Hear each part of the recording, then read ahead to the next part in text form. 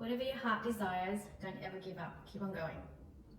And that is so beautiful, and I completely agree, because your heart, it is your map, isn't it? It's like your internal mind map and if you use your heart as a compass, then you can't really be wrong ever. Yeah, so I completely agree with that advice. So thank you so much for coming today. I've been wanting to catch up with you for so long, ever since I first met you. So it's really lovely that we can finally make this happen.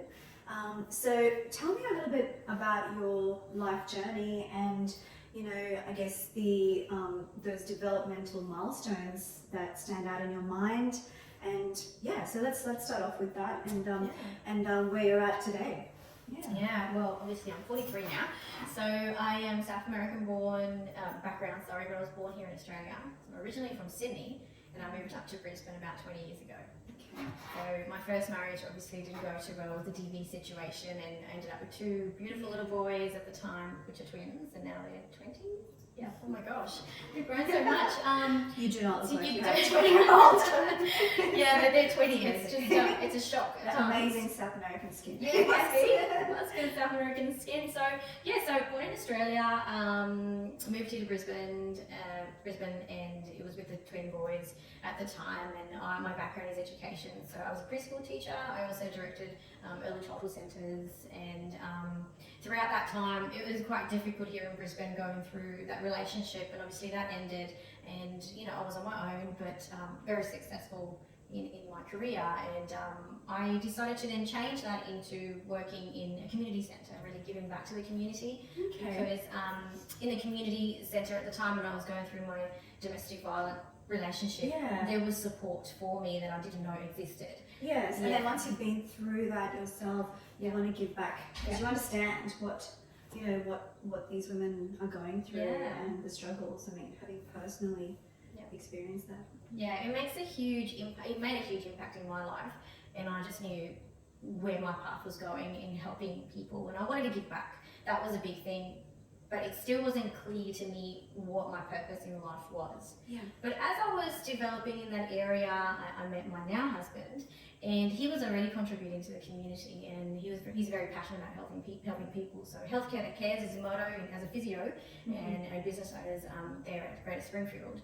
Healthcare that cares, and that just really resonated with me, and I was really doing that in the community. So obviously, fast forward, put us together, got married. And you had the same values. Yes. So you connected on those. Yes, it's the value, and I think for us, it's always been about helping people and the heart to it. So, and as that happened, we've been married for almost 11 years now. We have a total of 5 children together, so we're blended. We have another 2 that we have together. You guys like a challenge? I do, I think we do. Yep. But obviously business challenges and family, I had to grow, learn more about myself and what my heart was saying, what was my passion, even though I was going through pregnancy, divorce at the time as well, coming into a new family, blended family. There was a lot of learning, and I found that love was the biggest factor. If you could just love people, all the problems will eventually melt away, or they'll just sit there. And I think love conquers a lot of things. And with all of that, I started to learn more about myself, and there was a lot of self-care required because my body was also telling me, hey, I think the trauma's catching up. I think you need to focus on your well-being, and I started. Actually, it's really an interesting point that you make there, where you said the trauma's catching up. I've recently just been reading Dr. Gabor Mate's book, which is called When the Body Says No. And it talks about a lot of conditions that are really related to almost personality and the trauma and the things you've put up with.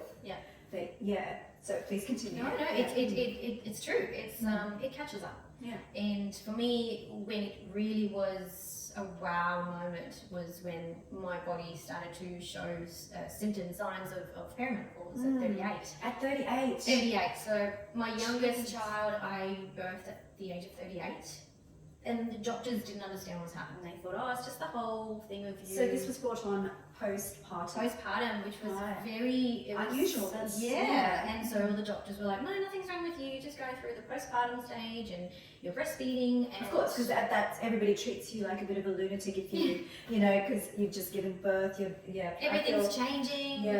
So with all of that, I waited a year and I just didn't feel right. Yes. Now I've had similar experiences like where, you know, you just you just had a baby, or you know, kind of dismissing what's really happening because you know they you know have this, I guess, idea that you know, this is a phase and your body isn't going to be normal postpartum, but then you're obviously experiencing some very different symptoms to what you would ordinarily experience in postpartum.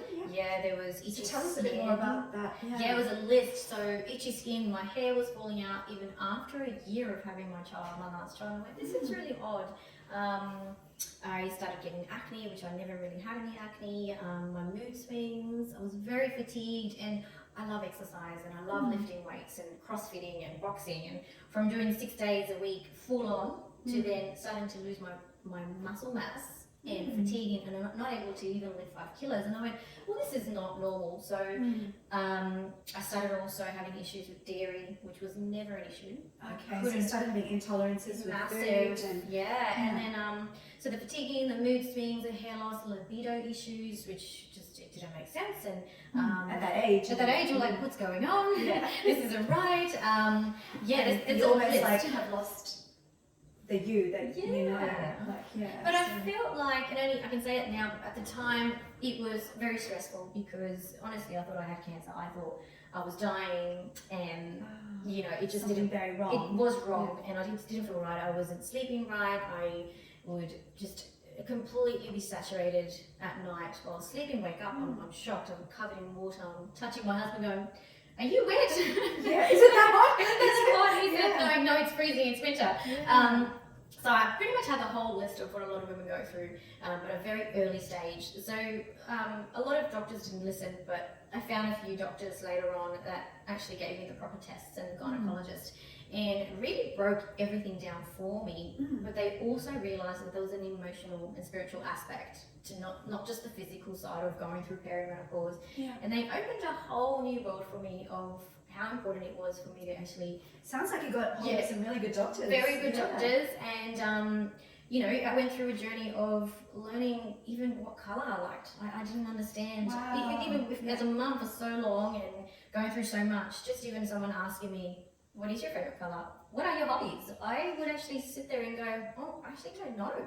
So I had to learn. That's the trauma part, isn't it? It's the trauma, because you're sitting back to what? Someone else controlling every decision for you. And you're robotic. And finally there was you have a voice. So all of that, I was able to learn a little bit more about myself, and obviously with my husband Adam's support, he's always been very supportive in making sure that physical, spiritual, emotional is taken care of. And so I started learning about myself. You know, my favourite colour is green. What do I want in life? What do I want to do for the next 40, 50 years? And who am I? Who am I? So there's been a lot of exploring. Discovering Emma for the first time. Do I like yoga? Or do I like this? Do I like that cup of tea? There was a lot of, wow, I actually like this. This isn't bad. And really coming out of your comfort zone. Of course. Because it's almost like you're trying to please people, you know, and then going from being a people pleaser or your husband pleaser. You're now making some choices, and you're, you know, you're like, well, do I really like it, or do I like it because they do, or and it's like discovering your own authenticity, and being allowed to be authentic. It's like the greatest freedom, that we can hope for. Exactly, and that was in relationships, friendships. You know, I would mesh well with some women, and then some women I just didn't, and it was okay. It was like okay, they're just not going to like me that much. And that's what it is. I shouldn't change myself because she didn't like me, and if she didn't like me, it's her problem, not my problem. That's right. Sometimes it doesn't matter how, you know, far you go out of your way to do things for people. They've already made a decision that they're not going to like you, and that you can't. You just have to see it. You have to see it for what it is sometimes. And it's hard. It's hard because you know, you're a very empathic person. I can tell you're a very giving person. You like to give to people, and then if you feel misunderstood, it's really it does hurt. It hurts. I've always been like that. I never wanted to get in trouble. I was always making sure I did the right thing. I didn't want to upset anybody. Yeah. You know, I've always been like that. And now I'm a little bit more like, no, I want it this way. And I'll make it heard that I want it this way. And if you don't like it, oh well, you go your way, I'll go mine, but this is where I like it. I've had to learn to compromise, you know, as I'm learning about myself. But yeah, there's been a lot of physical, emotional, and spiritual changes. But throughout that journey, I said to every time I was going for my blood tests to check my hormone levels, because it was perimenopause, I would be talking about this with women and realizing that I was not the only one going through this at such a young age. So I started to talk to more women in my circles in our greater Springfield area where we are, and realised a lot of women were not getting the education, the advice, and they were Googling things. And I said to my husband, I think we need to have something here for women.